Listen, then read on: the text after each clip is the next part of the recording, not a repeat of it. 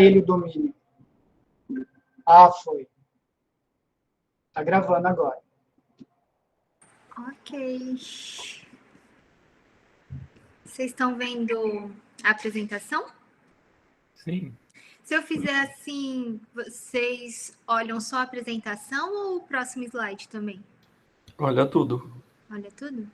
Próximo slide também. Ah, tá. Isso aqui eu testei hoje e ele tá fechando. Então vai assim mesmo. Eu tô com medo de fechar no meio da aula. Então tá, pessoal. Espero que vocês tenham tido uma boa semana. Espero que vocês tenham guardado as informações na memória de longo prazo, tudo que a gente viu semana passada. Mas se não, eu vou dar uma breve relembrada para você resgatar lá, para trazer aí para o seu lobo pré-frontal, usar sua função executiva para lembrar o que a gente viu, tá bom? E aí a gente prossegue.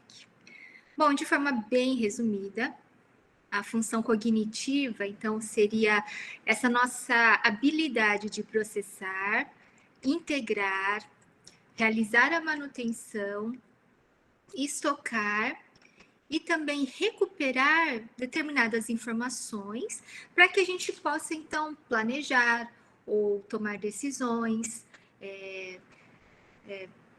pensar, raciocinar e assim por diante. Então, tudo isso, né, todas essas habilidades compõem a função cognitiva. E a gente viu, então, semana passada, que essas funções cognitivas, elas dependem, na verdade, de várias regiões cerebrais. Então, por exemplo, a parte de percepção, atenção, vai depender, por exemplo, dos lobos temporais, o occipital, o parietal, que, por exemplo, o temporal, ele vai captar as informações que você ouve, né? Não é basicamente, é uma das funções, né? Tem mais ou menos nessa região aqui, seria percepção da fala, mas também tem a questão da audição, né? No occipital, a gente vai receber informações visuais. No lobo parietal, a gente vai integrar todas as informações perceptíveis, tudo aquilo que a gente, tudo que é aferente, né, vai ser integrado nessa região do parietal. E as nossas decisões, as nossas respostas, elas vão ser forjadas aqui no lobo frontal. Lembrando que nesse giro pré-frontal ou motor, a gente vai ter as respostas motoras, né? E a parte do córtex pré-frontal é aquela parte que vai tomar as decisões, vai planejar, né? Pensamentos e tudo. Então, a gente pode dizer que o córtex frontal, especialmente o pré-frontal, vai ser essa tomada de decisão. Vai ser as respostas que o nosso cérebro vai gerar. Isso falando assim, de forma bem geral. Porque como vocês podem ver nesse desenho, né, tá tudo muito conectado. Então, a função cognitiva, ela não depende exatamente só de uma região, mas ela depende dessa comunicação entre diversas partes do nosso cérebro. Tá? Aí, dentro disso, a gente viu que, especialmente, um sistema específico que é localizado no cérebro, chamado de sistema límbico, que é composto da parte do diencéfalo, né? Principalmente um pedacinho do tálamo, aí nós temos também a parte do hipocampo, a amígdala, aqui a gente não consegue ver, mas nesse próximo sim, a gente consegue ver aqui o hipotálamo, né, a hipófise, elas fazem parte do sistema límbico, que é aquele sistema que vai agir principalmente nos nossos instintos, né, que também na parte de sobrevivência, por exemplo, o hipotálamo, ele vocês já devem ter estudado, né, com o professor Fábio ou com alguém nesses anos de curso, que, por exemplo, o hipotálamo, ele cuida da parte de saciedade, fome e saciedade, né, comportamento alimentar. Ele também regula a temperatura do corpo, né? A hipófise é aquela glândula mestre do sistema endócrino, né? A amígdala que a gente viu semana passada, ela está relacionada com as emoções, o controle, né, dos instintos selvagens nossos, né, de sobrevivência, o hipocampo com a parte da memória de curto a longo prazo e assim por diante. Então, esse sistema límbico, ele está conversando principalmente sempre com o lobo ou córtex pré-frontal para tomar essas decisões e, claro, vai integrando as informações que vêm de diversas partes do corpo, né? E quando a gente fala de função cognitiva, existem os diversos tipos ou componentes, né, que a gente viu semana passada. Então, atenção, aprendizagem, percepção, compreensão, função executiva, etc. E que está tudo interligado, assim como as conexões nervosas, né? Só que existe, aí começa a mesma aula de hoje, né? Essa função cognitiva, ela pode sofrer algumas alterações. Inclusive, ela pode ter um declínio, né? Reduzir a sua performance. Então, existem vários fatores que levam a esse declínio. O que seria esse declínio cognitivo? Então, aqui eu destaco alguns exemplos, né? Então, a redução da velocidade de processamento de informações, a redução na capacidade de atenção, no déficit sensorial, uma redução na capacidade da memória de trabalho, que é... Quem que lembra? O que era a memória de trabalho? Deixa eu ver, posso perguntar para alguém? Pode ser para o Renan, então, Renan. Você lembra o que era a memória de trabalho?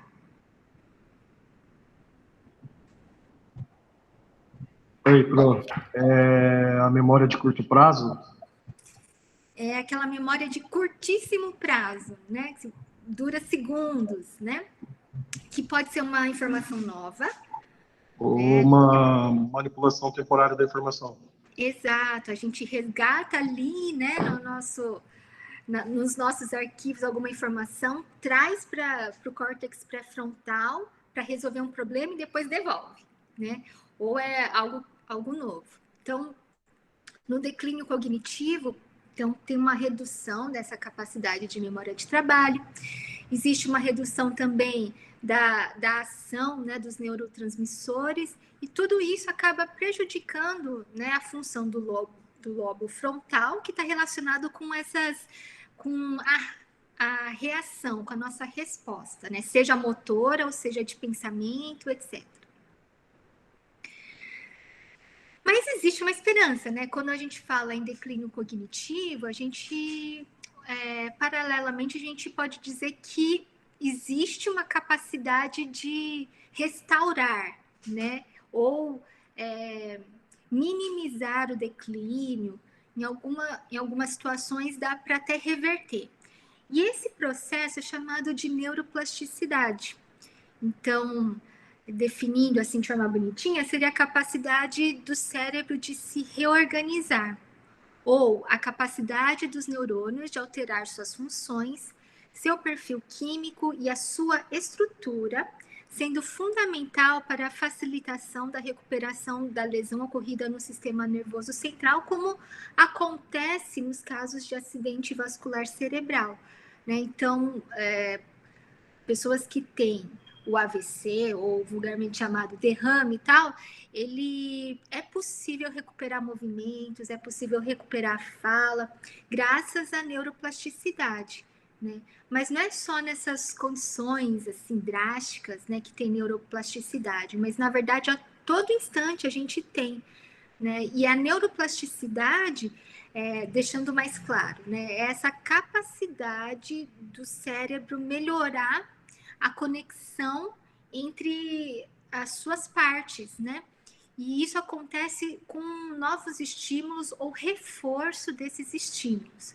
E a neuroplasticidade, então, né, vendo aqui, ele vai fazer com que o neurônio ele possa tanto produzir mais proteínas específicas, ou pode reforçar a conexão nervosa, sinapse para determinado ponto, ou formar novas conexões, né? Aumentar o seu terminal do axônio com outros neurônios. Seria também a capacidade de ele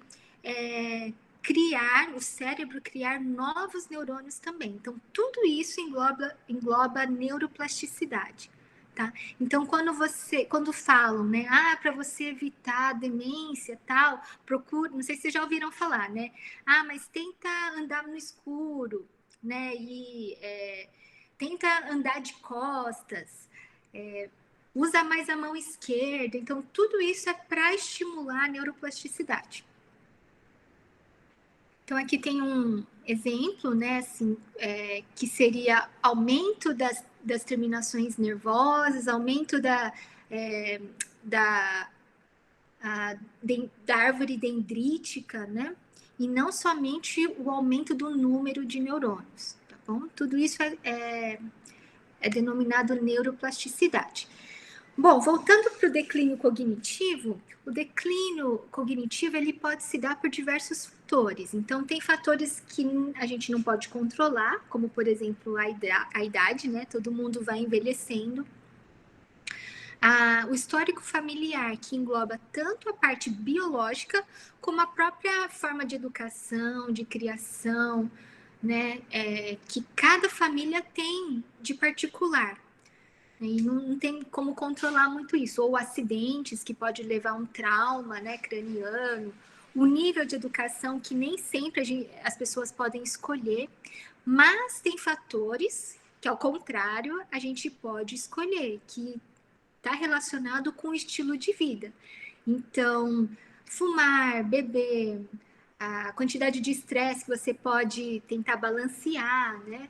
A qualidade da sua alimentação, a forma de socialização também pode impactar tanto o desenvolvimento cognitivo ou para o lado negativo, pode levar ao declínio cognitivo, ou seja, o nosso estilo de vida pesa bastante. Então, se por um lado talvez você não tenha muitas vantagens, né, por estar envelhecendo, ou talvez pelo histórico familiar, né, hereditariedade, etc. Mas, por outro lado, pelo seu estilo de vida, você pode amenizar alguns prejuízos, tá bom? E aí, dentro desses fatores, eu queria destacar especialmente as doenças crônico-degenerativas.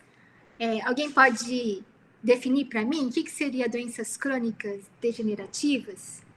Pode ser a Fernanda, então, que foi a segunda indicação do Fábio, né?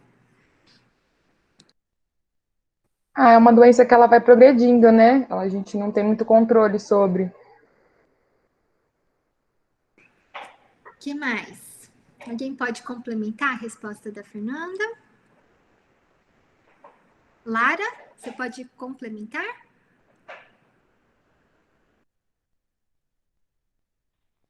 Eu acredito que seja isso também.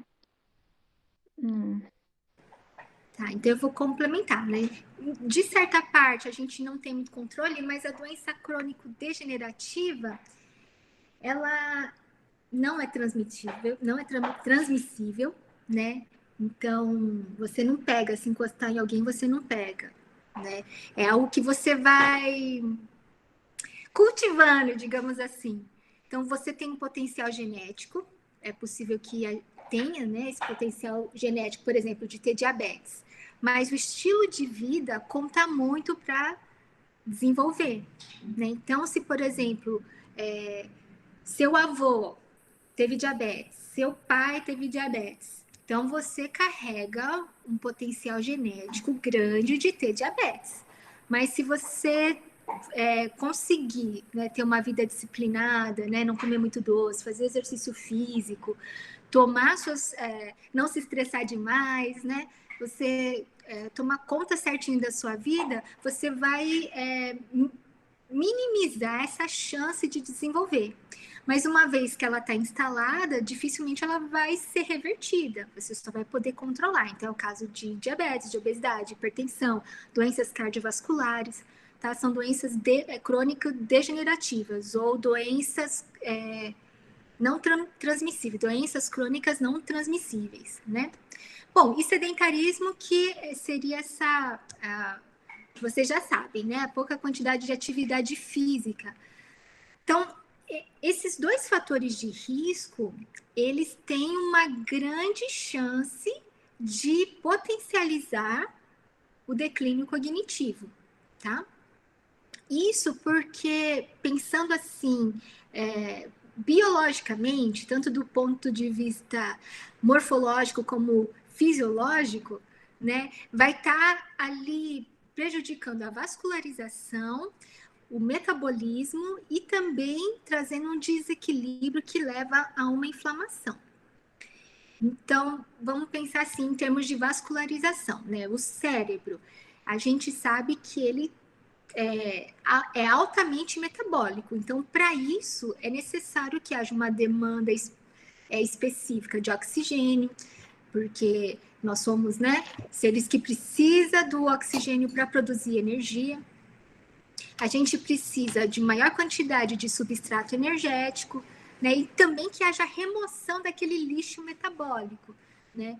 Então, numa condição onde ou a gente está com essa doença ou várias doenças crônicas não degenerativas, né, degenerativas, a gente pode ter um prejuízo nessa entrega de oxigênio, de substrato energético, etc. Porque há uma diminuição do fluxo sanguíneo, especialmente quando você é sedentário, né? Há prejuízos no aporte, né, de oxigênio, de substrato energético e também o acúmulo de metabólitos, né?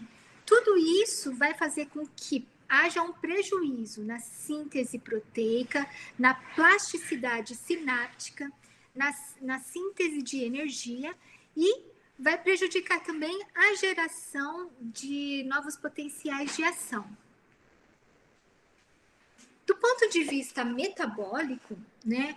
Então, nessas doenças a gente sabe que existe um desequilíbrio, né, no metabolismo e que também leva a um estresse, tanto mental, né, como também um estresse físico. Esse conjunto de estresse, por exemplo, pode prejudicar a produção de cortisol, né? E não quer dizer que vai ser produzido menos cortisol, vai ser produzido mais cortisol, né? E o cortisol, ele está relacionado com... mais para frente, vai ter slides para frente que a gente vai falar mais em detalhes, que o cortisol, ele até prejudica as conexões nervosas, tá bom? E do ponto de vista de inflamação, tanto as doenças, né, crônicas, como também aqueles outros fatores, né, idade, seu estilo de vida, né, se você bebe, se você usa aquele narguilé, né, ali no Parque do Povo, né, se você não faz exercício, ou se você está numa constante de estresse, né, isso pode levar a um desequilíbrio de certas substâncias, de certas proteínas, né, que a gente vai aqui generalizar como sendo as citocinas, que também prejudica a função neurológica. Então, vamos vendo mais de perto isso. Eu vou usar a condição fisiopatológica para explicar esse desequilíbrio imunometabólico. Tá? Então, uma condição patológica seriam alterações no funcionamento do organismo que leva a ciclos de compensações fisiológicas, né, que sobrecarregam seus sistemas corporais. Então, traduzindo, né, o seu corpo, por algum motivo, saiu ali do equilíbrio, da homeostase. Seu organismo vai criar mecanismos para compensar esse desequilíbrio, para voltar, na verdade, ao padrão ideal, né? Só que se você vive constantemente, por exemplo, sedentário e com uma dieta hipercalórica, que é o caso da obesidade, e é o que eu vou usar como exemplo, né? Porque foi objeto de estudo do meu doutorado. Então fica mais fácil, né, para eu expressar para vocês e também com mais respaldo. Então, o exemplo da obesidade. Se a gente não parar de comer alimentos hipercalóricos e se eu permanecer sedentário, eu vou criar um ciclo, né, de compensação. Então, meu organismo vai ficar tentando se compensar no meu desequilíbrio alimentar ou no acúmulo energético, tá? Então, isso eu posso chamar de uma condição fisiopatológica. É o meu organismo tentando entrar em equilíbrio, mas ele não consegue porque o meu comportamento não permite. Então, falando da obesidade, como vocês sabem, né, a obesidade ela vem crescendo no mundo todo, aí vocês podem ver, quanto mais escuro a cor verde, a maior quantidade de pessoas obesas por país. Aqui no Brasil, eu fiz até 2018, né, que foi na época que eu estava defendendo o doutorado, até 2017 estava estável a quantidade de pessoas adultas. Embora desde 2006 vocês podem ver que foi crescendo, né, a quantidade de indivíduos adultos. Em 2008 já aumentou um pouquinho mais. Então, se vocês quiserem ver como é que foi em 2019, né, e acho que por volta de maio a junho deve sair de 2020. Vamos ver se aumentou, né? Com a pandemia, talvez tenha aumentado o número de indivíduos obesos. Enfim, qual que é o problema da obesidade? Né? Mais uma vez, é só um exemplo. Qualquer outra doença crônico-degenerativa vai ter um problema similar sobre a questão da inflamação. Mas no caso de pessoas com obesidade, né, que seria o acúmulo excessivo de gordura, ela vai ter um problema, principalmente ocasionado pelo acúmulo de gordura visceral, ou seja, a gordura visceral é aquela gordura próxima dos nossos órgãos, né? Eu vou mostrar mais para frente aonde que estão essas gorduras, mas essa gordura visceral, ela é mais metabolicamente ativa, porque ela está perto dos órgãos, então ela é mais inervada, ela possui uma maior vascularização, né? Ela serve os órgãos também, não somente de isolamento, né, assim, por proteção, mas também metabolicamente.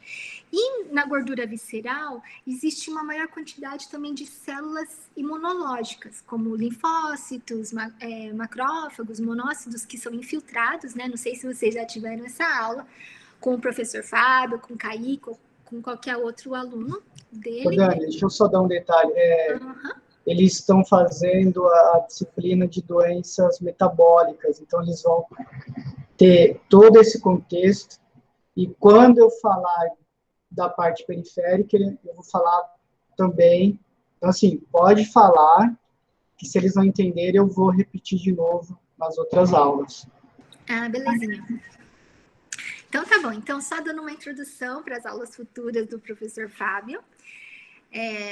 Nesse tecido adiposo visceral, então vai ter algumas células imunológicas além do próprio adipócito, né? O adipócito, ele é a célula, uma das células do tecido adiposo. E no caso, na característica do tecido adiposo visceral,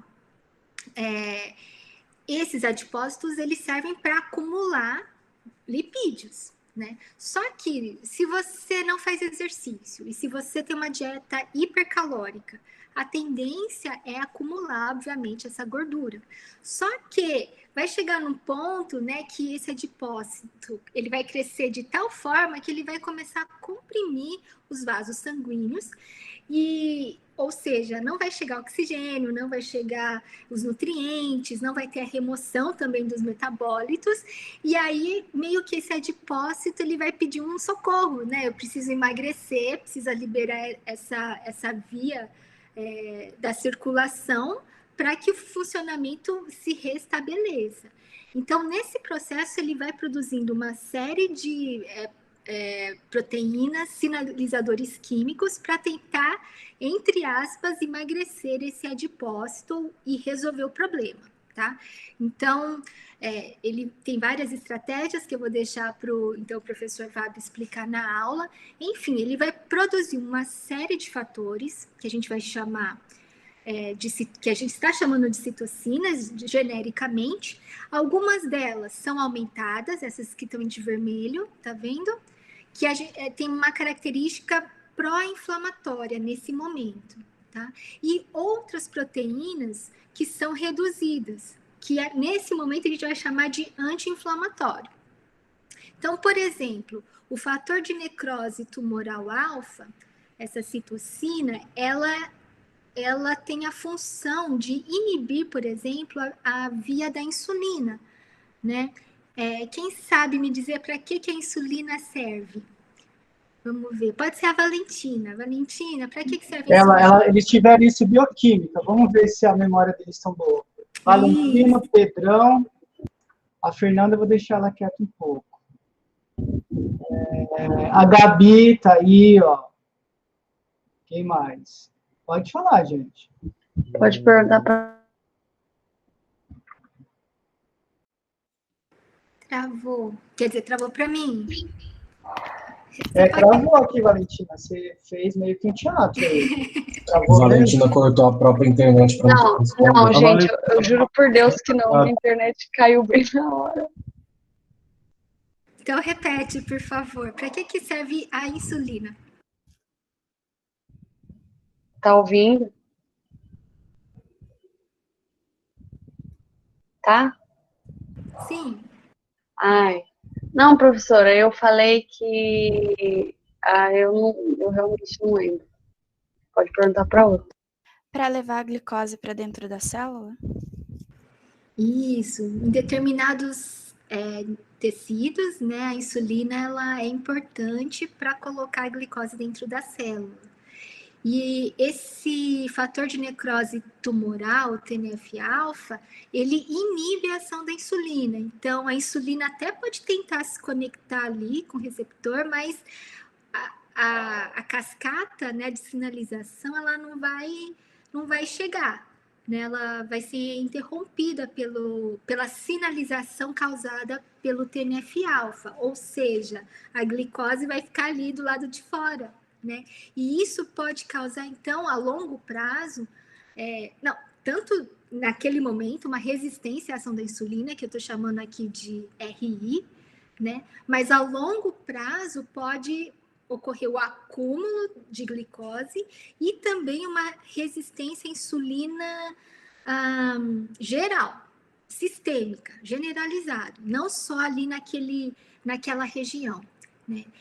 Além disso, né, estou focando aqui no TNF-alfa, então ele tem essa característica, nesse momento aqui, né, do tecido adiposo, ele tem uma característica mais catabólica, ele anula a sinalização da insulina, gerando a resistência à insulina, que a insulina é um hormônio anabólico, certo? Então ele está travando essa comunicação e, além disso, ele aumenta a produção, a liberação de ácidos graxos livres, né? Então, o TNF-alfa, ele coloca essa parte do lipídio para fora da célula, a fim de tentar emagrecer o adipócito, tá?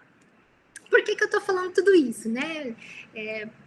Eu sei que é meio complicado, o professor vai explicar na outra disciplina para vocês, mas essa situação, no caso dos obesos, vai fazer, porque é algo a longo prazo, vai fazer com que haja muita produção dessas citocinas pró-inflamatórias, uma redução nessas outras citocinas anti-inflamatórias e vai levar a uma resistência insulínica sistêmica, ou seja, para o corpo todo, e um aumento exagerado de ácidos graxos também por aí. Esse ácido graxo ele pode se depositar em outros tecidos onde não deveria, que vai aumentar ainda mais a característica pró-inflamatória. Deixa eu só perguntar, vocês estão entendendo? Porque faz parte depois... Vocês precisam entender esse contexto de pró-inflamatório para eu explicar essa relação com a função cognitiva. Vocês estão entendendo ou querem que eu tente explicar de novo? Deu para entender, prof. Deu? Deixa eu fazer uma outra pergunta. Alguém leu o livro? Ou começou a ler o e-book que eu disponibilizei? Comecei a ler, professor. Aí, Fernanda. Quem mais, além da Fernanda? Eu comecei a ler. Aí sim, Renan. Nossa, já fiquei com um sorriso aqui. Essa disciplina, lembra que eu falei para vocês que ela tem uma complexidade elevada. Então, assim, a leitura do e-book vai ajudar bastante durante as aulas. Né? Só as aulas em si não vai contemplar tudo que a gente precisa falar. Então, a leitura é um e-book simples de ler, em português, tudo bonitinho. Então, é necessário que vocês já comecem a fazer a leitura dele, tá? Beleza, Pro.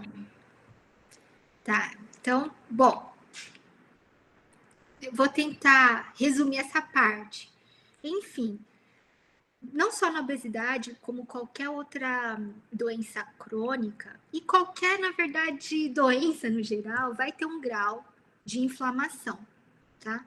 Essas doenças crônicas, como obesidade, diabetes, hipertensão, doenças cardiovasculares no geral, elas vão ter muito provavelmente uma inflamação de baixo grau, só que crônica, tá?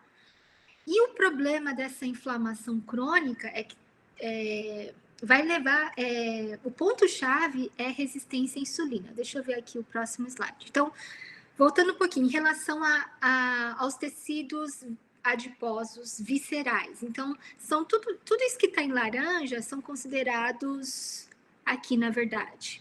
Esses aqui centrais, tá? Não esses aqui de baixo, mas esses centrais são considerados como gordura visceral. Inclusive ali no coração tem, tá? Mas principalmente nessa parte abdominal, intraabdominal, a gente vai ter essa gordura visceral, ou seja, aquela gordura, aquele tecido adiposo mais metabolicamente ativo.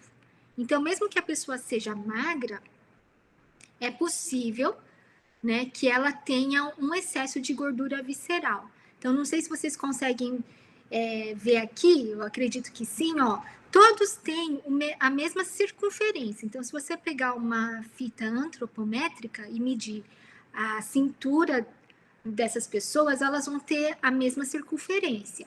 Entretanto, ó, vocês conseguem ver aqui que na gordura visceral, esse cara aqui só tem meio litro, esse cara aqui tem 1 litro, 0,1, 0,2, né, e assim por diante. Mesma circunferência, tá? Então, não quer dizer que a pessoa é magra, que ela não tenha um tecido adiposo visceral avantajado, tá? E quanto maior a gordura visceral, maior a produção de citocinas pró-inflamatórias, maior a chance de ter resistência à insulina e maior a chance de ter uma maior quantidade de ácidos graxos livres e também maior produção de cortisol. Então, vamos tentar ver aqui. Então, o excesso de gordura, principalmente visceral, ela pode levar a uma inflamação crônica de baixo grau, que é caracterizado por uma grande quantidade de ácidos graxos livres, por uma resistência à insulina que acaba se tornando sistêmica, uma maior quantidade de cortisol. E tudo isso pode afetar o sistema nervoso central, especificamente aqui essa parte do encéfalo, tá? E isso acontece porque a inflamação crônica de baixo grau, né, aquela quantidade que eu falei do TNF-alfa, por exemplo, uma grande quantidade de TNF-alfa, pode fazer com que a barreira hematoencefálica ela fique mais, permeável, né? Então, a barreira hematoencefálica, eu falei semana passada, né? Ela serve para proteger o sistema nervoso central, para não passar qualquer coisa. Só que a inflamação, ela deixa mais os espaços ali entre as células do endotélio, né? Que separa o sangue do sistema nervoso, da parte ali do encéfalo, vai acabar passando mais substâncias tóxicas, que é o caso, por exemplo, de passar mais TNF. Esse TNF vai agir dentro dos neurônios e causar um rebuliço ali na atividade do neurônio ou das micróglias, etc., que leva à neurodegeneração e atrofia cerebral.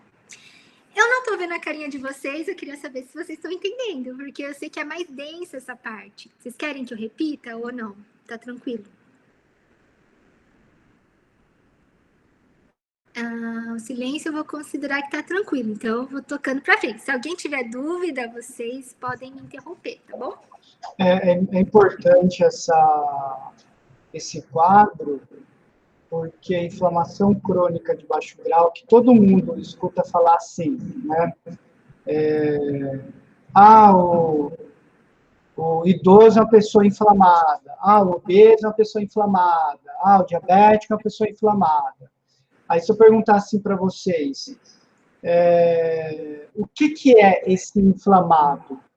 Vocês sabem definir o que é essa inflamação, Marta? Eu tô com saudade de escutar sua voz, Marta. Oi, Fran, tudo bem?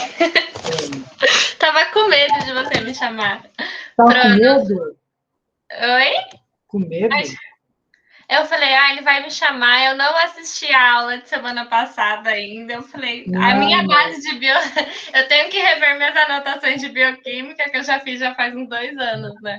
Pra eu não sei se mas assim, de uma maneira genérica, vocês já escutaram falar assim, tal pessoa tem inflamação? Já escutaram esse termo dentro da academia, dentro do clube, dentro de casa, com algum parente? Vocês têm essa noção da inflamação? Já ouvi, mas eu não tenho a noção do que é. Eu não sei explicar também. Tá. Mas vocês já escutaram?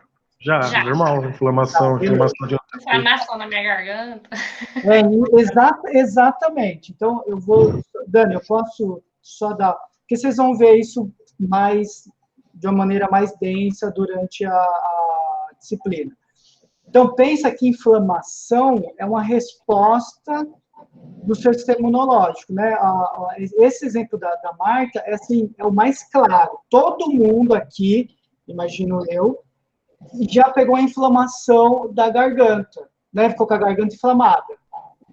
Isso é chamado de infecção do trato respiratório superior, quando você tem a inflamação, né? Nariz escorrendo, dor de garganta, dor de cabeça, você foi infectado por algum vírus, e essa infecção geralmente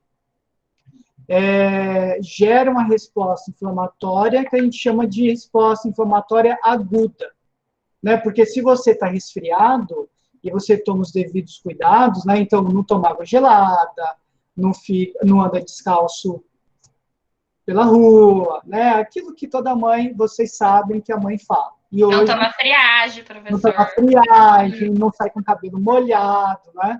Aquelas coisas. Em 7 dias, normalmente, essa infecção, você para de ter os sintomas, e geralmente, quando você toma, um médico prescreve um anti-inflamatório, né, que muitos já tomaram quando estão nessa situação, quer dizer que você está auxiliando o seu corpo a diminuir a inflamação. Tá? Que é um processo do sistema imunológico, frente à eliminação de um patógeno, né, de um vírus. E esse vírus, ele tem ação rápida, aguda. Tá? Então, por isso que essa inflamação, dando o exemplo da Marta, da garganta, você fica ali com a garganta inflamada, aqueles sintomas por 7 dias, você já solucionou. Essa inflamação aguda, tá? Ela foi necessária, ela foi desencadeada por uma ativação do sistema imunológico, no qual gera uma resposta inflamatória para fazer uma limpeza, né, para eliminar aquele vírus, mas isso tem consequências, tem os sintomas dessa infecção viral, tá? Isso é chamado de inflamação aguda. Por que inflamação aguda? Porque ela é rápida. E essa inflamação aguda pode ser uma dor de garganta, mas pode ser, em alguns casos, né, quando a gente já vai começar a tratar de doentes mesmo, né, pessoas com câncer, pessoas que foram infartadas, ou que foram acamadas, e ficaram muito tempo acamadas por X complicações respiratórias, né, essa disciplina vocês vão ter que saber etiologia de várias doenças para saber como que o exercício vai tratar elas. Então, a gente vai começar a entender etiologia, né, a origem das doenças, porque sabendo a origem das doenças, a gente vai saber tratar aquela doença, tá? Não adianta falar, vou dar exercício sem saber qual que é o efeito que o exercício vai impor, porque se eu pegar, né, o Kanji, que é um atleta, dar um treino para ele, eu estou visando desempenho físico, tá? Eu vou induzir outras adaptações, eu tenho ferramentas com treinamento físico para melhorar o desempenho dele. Agora, outra coisa é eu pegar o exercício físico para utilizar esse exercício para tratar uma doença, é outro objetivo. Então, vocês precisam saber, assim, qual que é a origem daquela doença. Então, essa inflamação que foi gerada na dor de garganta, 7 dias ela passa. Mas eu posso ter uma inflamação aguda, se alguém, por algum motivo, foi operado, ou passou por uma cirurgia, tem alguns casos que a gente chama de que o sujeito, ele tem uma sepsemia. O que é uma sepsemia, né? Tem vários casos assim. O sujeito morreu porque ele teve um choque séptico. Vocês já ouviram falar esse termo, choque séptico? Na verdade, ele aumentou a produção de uma glicoproteína chamada de lipopolissacarídeo, né, as endotoxinas, e isso teve uma produção extremamente elevada, no qual quando ela é produzida de maneira exacerbada, você tem uma ativação inflamatória fulminante. Isso é agudo. Né? O cara teve infecção hospitalar, teve um choque séptico, ele morreu. Por conta dessa inflamação aguda. É diferente da inflamação que a Marta falou, que é uma dorzinha de garganta, né? Ela não vai morrer por causa de dor de garganta, embora geralmente os homens fazem drama quando tá com a dor de garganta, né? Verdade, professor. Não é nem 7 dias, é 14 dias para eles, né? E aí, só que essa inflamação, né, embora seja aguda, elas têm grau diferente. O que a Dani está querendo dizer é que esses hábitos, né, sedentarismo, obesidade, as pessoas têm uma inflamação. Só que não é uma inflamação igual a inflamação da dor de garganta ou da sepsemia. É uma inflamação muito sutil. Ela é sutil, a gente vai ver mais detalhes dela. Mas os sujeitos, obeso, um câncer, o idoso, Parkinson, o que mais, Dani? O cara que teve um infarto do miocárdio e tem uma falência, né? Teve um acidente vascular cerebral, enfim. O DPOC, né, que é uma falência do aparelho respiratório, inclusive agora que está na moda o COVID, que é o SARS-CoV, né, que é a síndrome aguda,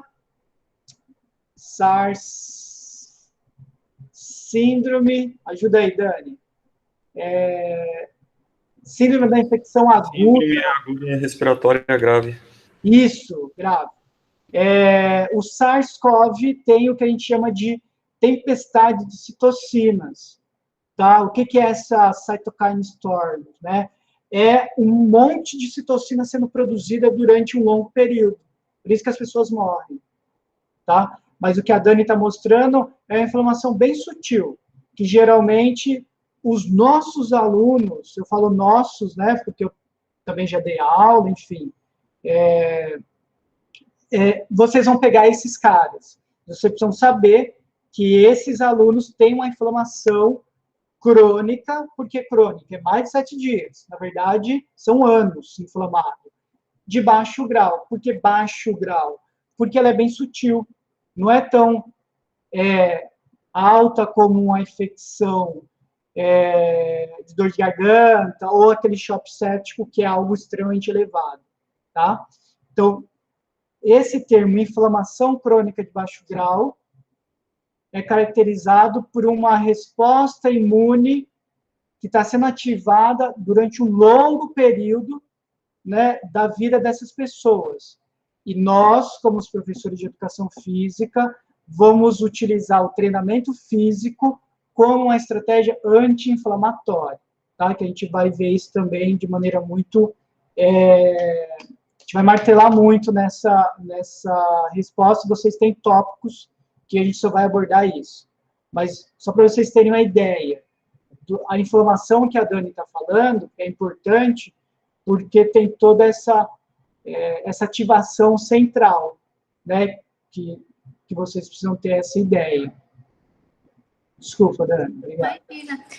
Então, vocês estão começando a ter os primeiros contatos com algo que vocês precisam dominar, né? Que vai ser, muitos alunos de vocês vão ter. E é um privilégio porque não é toda a faculdade que tem essa oportunidade de já ter contato com esse conteúdo desde a graduação, né? Então, é bom que vocês possam ir memorizando, né? Como o Fábio falou, vai ficar batendo nessa tecla. Então, é difícil, mas quando entender, vai fluir. Então, essa condição de inflamação crônica, né? Que é essa quantidade sutil de inflamação, né? Está um pouquinho acima do que deveria estar, só que ela é a longo prazo, e por ser a longo prazo, ela vai deteriorando aos poucos, na verdade. Então, quando tem a doença, quer dizer que o negócio já está instalado há muito tempo, né?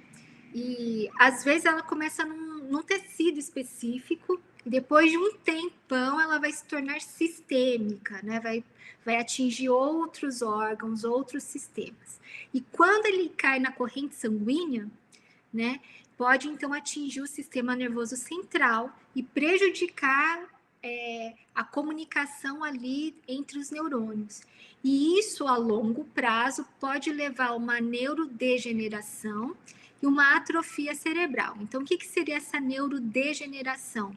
Seria a diminuição das conexões nervosas, né? Ou o impulso nervoso não é passado de forma eficiente, vai prejudicando, então, a comunicação com outro neurônio, né? A passagem de informação, ela ocorre de forma precária, né? E a atrofia cerebral seria a consequência, uma das consequências dessa neurodegeneração. A atrofia, né, todo mundo aqui acho que já deve ter tido contato com essa palavra. Então, quando você deixa de treinar a musculação, seu músculo vai atrofiando, né? Uma pessoa que sofre um acidente, ou essas pessoas que estão, por exemplo, agora no hospital, estão acamadas, algumas ficam semanas, né? Elas perdem o movimento, porque além de não estar utilizando aquele músculo, né?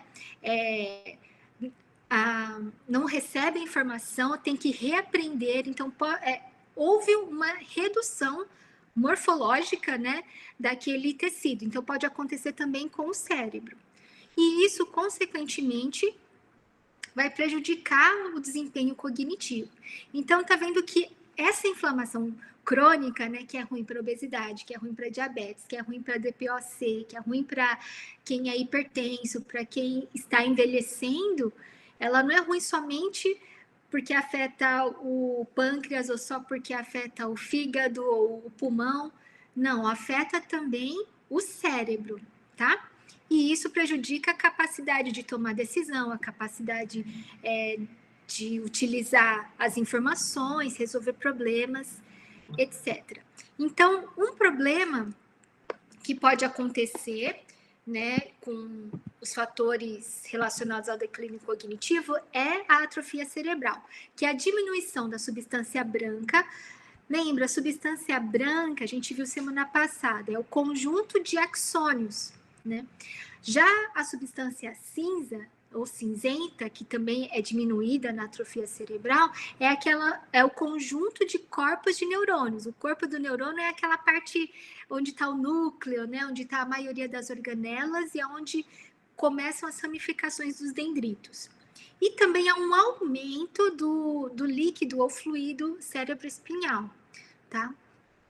Então, nesse estudo aqui, eu gosto sempre de mostrar, né, que os indivíduos, olha, eles são adolescentes que tinham obesidade e síndrome metabólica, né? E aí esse estudo fez ressonância magnética, fez alguns testes cognitivos, e o que mais me chamou a atenção é que já em adolescentes, quem é obeso ou tem síndrome metabólica, que são esses quadradinhos azuis aqui, ó, tem o tamanho do hipocampo ele é menor. E, consequentemente, ó, há um aumento do líquido cérebro-espinhal, né?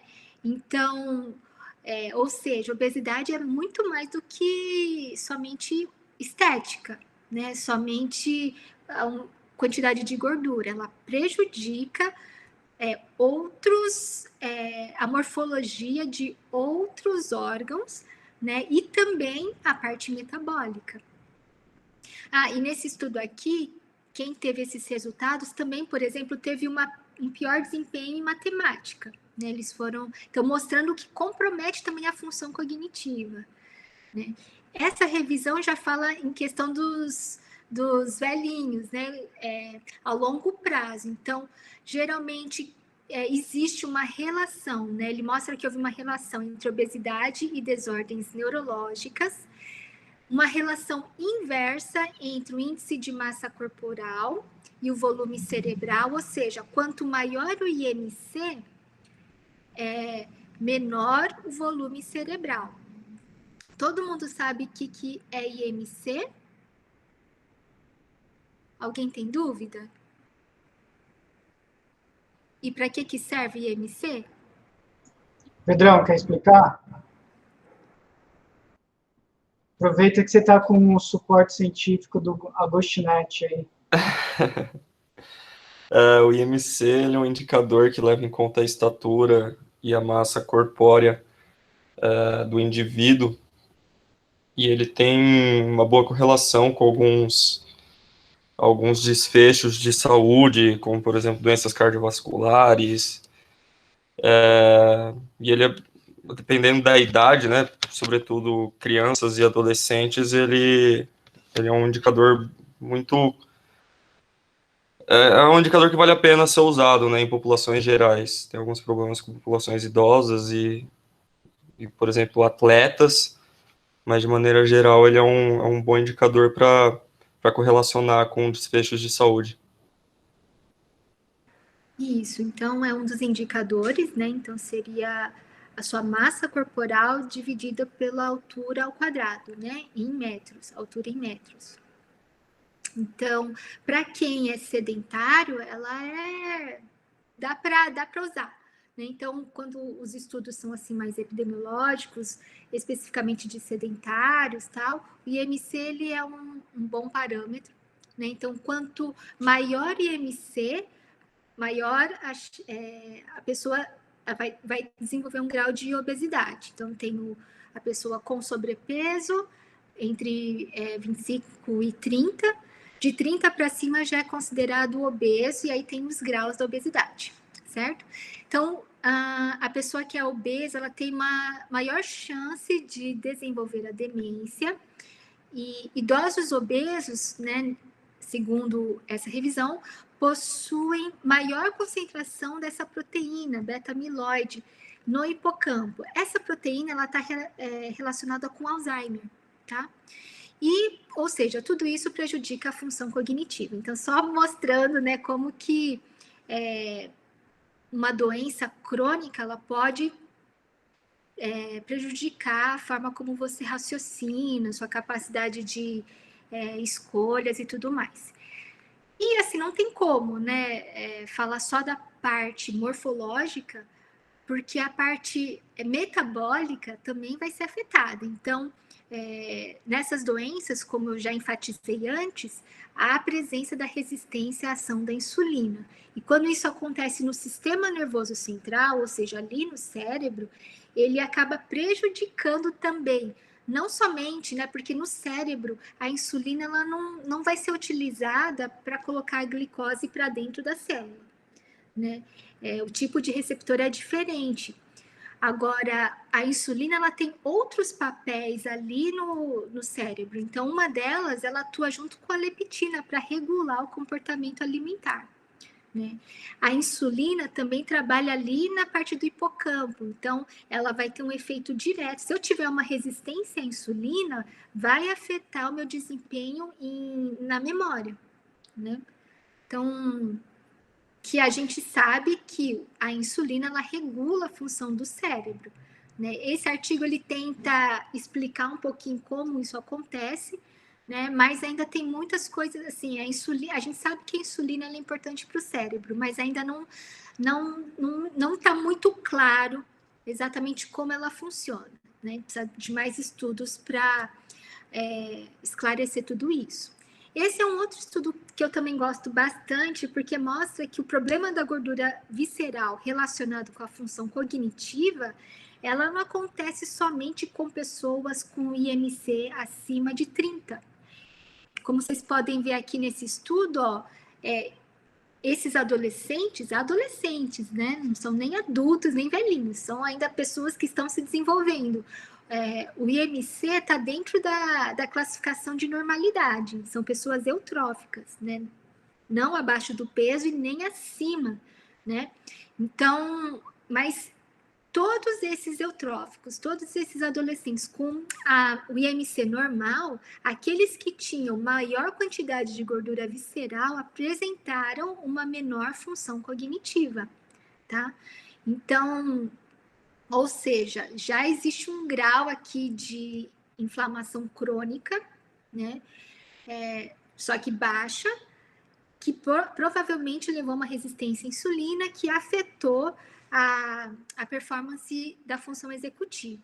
Então, esse artigo também traz algumas teorias, né? Ele fala assim que é possível que a pessoa, ela foi aumentando a gordura visceral dela, né?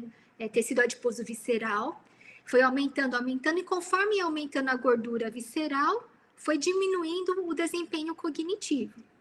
Ele também traz uma outra hipótese, a hipótese contrária. Pode ser que essas pessoas tenham já algum tipo de déficit cognitivo que faz com que ela não tenha muito controle, por exemplo, no seu estilo de vida e acabe aumentando o tecido adiposo visceral, o acúmulo de gordura, né? E ainda pode ser que não, pode ser que tenha tanto algum déficit cognitivo, né? Assim, sutil, mas e também a gordura visceral corroboram para prejudicar todo esse quadro. Então, por isso que é necessário mais estudos nessa área, né, relacionando a gordura corporal, a inflamação e a função cognitiva. Esse estudo é uma meta-análise. A meta-análise, digamos assim, é um estudo que pega diversos artigos já publicados e faz uma estatística em cima desses artigos. Então, seria assim, um double check, né? E aí essa meta-análise mostrou que, de fato, a obesidade, ela prejudica a sua capacidade de planejar, de tomar decisões, ela prejudica o seu autocontrole, a sua memória e assim por diante. Então, são artigos que comprovam mesmo essa relação. E quando a gente fala de função cognitiva, né, em termos moleculares ou bioquímicos, existe uma proteína que ela é mais focada, assim, que o pessoal foca nas pesquisas, que é o fator neurotrófico derivado do cérebro, ou simplesmente conhecido como BDNF. Então, ela é uma proteína, né, que faz parte de uma família, uma grande família chamada família das neurotrofinas, que são responsáveis pela neuroproteção, neurogênese e apoptose neural. Então, neurogênese está relacionado com a formação de novos neurônios, tá?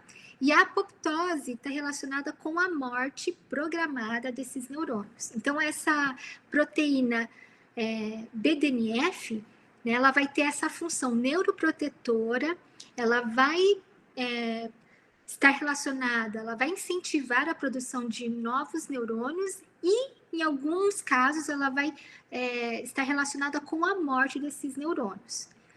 E essa proteína ela tem diversas funções na cognição, no humor, no sistema cardiovascular e no metabolismo energético. Então, como eu falei, ela faz parte de uma grande família. Então, a primeira neurotrofina, né, que foi descoberta foi essa daqui, que é o fator de crescimento do nervo. Depois... Dani, oi? Desculpa. Vamos se apresentar 5 minutos. Tá bom. Estou vendo que a Marta está com sede, ela quer beber uma água. Beleza. Até daqui a 5 minutos, né? 5 minutos. Aí dá uma. Porque aí já vai entrar nesse outro tema, que é bem mais, né, mais complexo. Tudo isso que a Dani falou até agora foi simples, tá? Foi simples, Pro, sério? Eu vou tentar. É só a introdução, gente, calma. Ainda bem que você deu tempo para mim tomar água. Eu tô com sede mesmo, professor. 5 minutos a gente volta.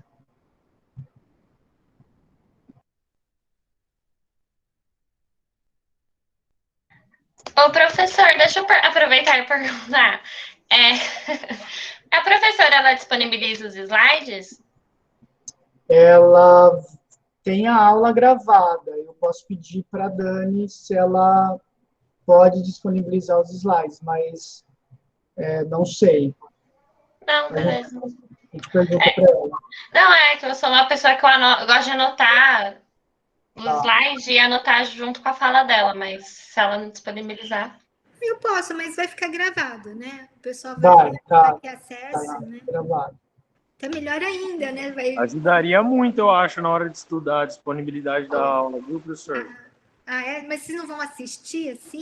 Não, Pro, é que eu tenho uma dinâmica de escrever os slides, assistir a aula e ir anotando o que você fala nas informações do slide, entendeu? Mas é a minha acompanhar dinâmica. pelos slides o raciocínio e tal. Eu gosto também. Mas vai da senhora. Sem pressão. Não, eu posso disponibilizar, sim, sem problema. A maioria dos professores disponibilizam, então seja Obrigado, professora, vai salvar.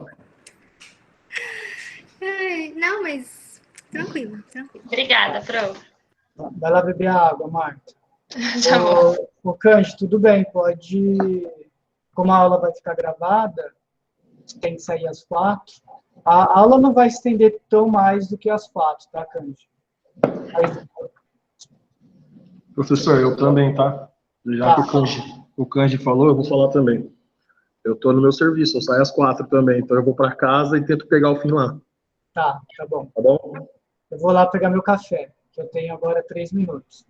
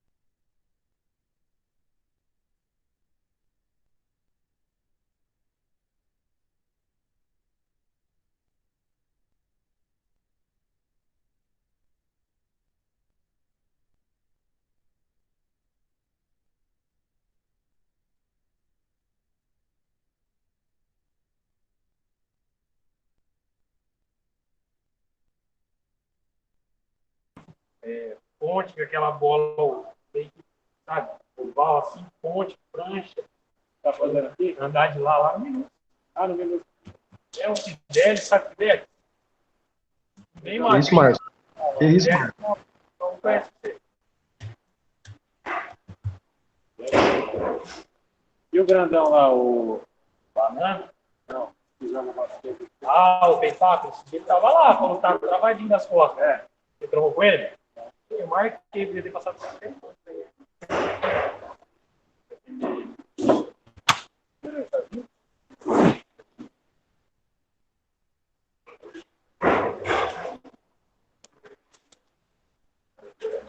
Ó o microfone aí, Marcinho.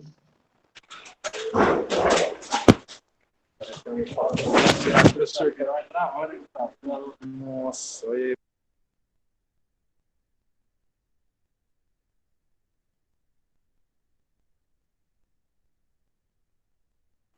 Foi mal, galera. Desculpa. Estou no trampo aqui, apertei sem querer. Desculpa, Renan. Desculpa mesmo. Já tomaram água? Desculpa, professor. Foi mal o barulho aí.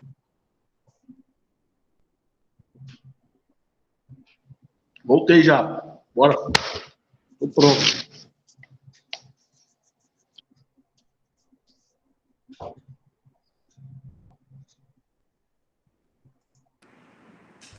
Então, posso voltar? Pode, Dani. Valentina mandou aqui mensagem, tá adorando a aula. Bora lá.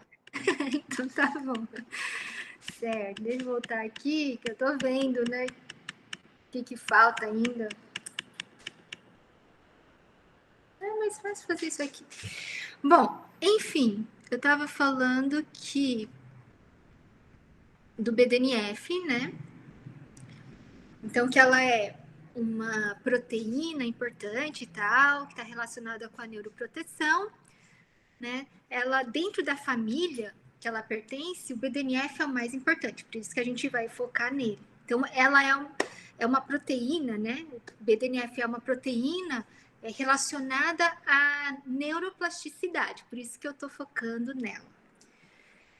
Então, ela não é só produzida no cérebro, né, mas ela também é produzida no músculo, no coração, no sistema imunológico, mas a maior parte do BDNF do nosso corpo é produzida e usada no cérebro.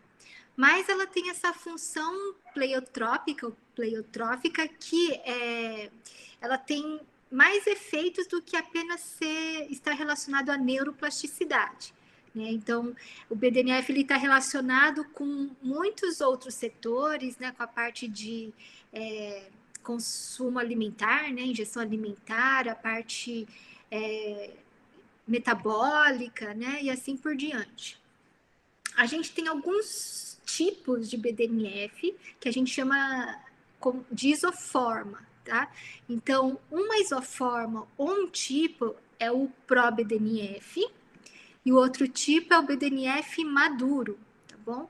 O BDNF maduro, ele é justamente relacionado com aquela parte de neuroplasticidade, ou seja, o crescimento do neurônio, ou dos dendritos, ou dos axônios, né? Ela está relacionada com a sobrevivência desse neurônio, a sua diferenciação, proliferação e neuroregeneração. Já o pró-BDNF, ele ativa vias que levam ou à apoptose, que é a morte programada da célula, ou uma redução das fibras colinérgicas, que na verdade está relacionada com a diminuição das sinapses. Tudo isso nos neurônios, tá bom? Então, vamos imaginar, usa bem a criatividade de vocês. Eles têm que lembrar da aula da Alcirene agora. Eu falei que eles iam ter que lembrar de várias aulas. Que bom. Bioquímica também a gente desenhava células, então... Tá. Bom, aqui a gente vai imaginar, vocês vão usar a força do pensamento, que isso aqui são neurônios, tá bom? Então, aqui tem o neurônio pré-sináptico, é uma terminação nervosa, né, uma parte do axônio. Quando chega o potencial de ação, né, vai fazer com que essas bolinhas aqui, na verdade, são vesículas. Dentro deles tem o glutamato, que é um neurotransmissor, que a gente viu semana passada. Então, com o potencial de ação, essas vesículas, elas vão ser transportadas, né, vão ser estimuladas a virem até aqui a membrana desse neurônio e liberar o glutamato. Esse glutamato, ele vai ativar canais iônicos, né? Por exemplo, os de cálcio, que vai permitir que esse cálcio que está aqui na fenda sináptica, ele entre nesse neurônio, causando assim provocando algumas vias de sinalização. Nesse caso seria a via do calmodulina, tá? E dessa AMP cíclico, que vai fazer com que alguns fatores de transcrição entrem lá no núcleo para que determinada proteína seja produzida. Né? Então, no caso aqui seria, eles vão ativar gênesis, né? O locus ali do BDNF, vai expressar, né? vai produzir aquele RNA.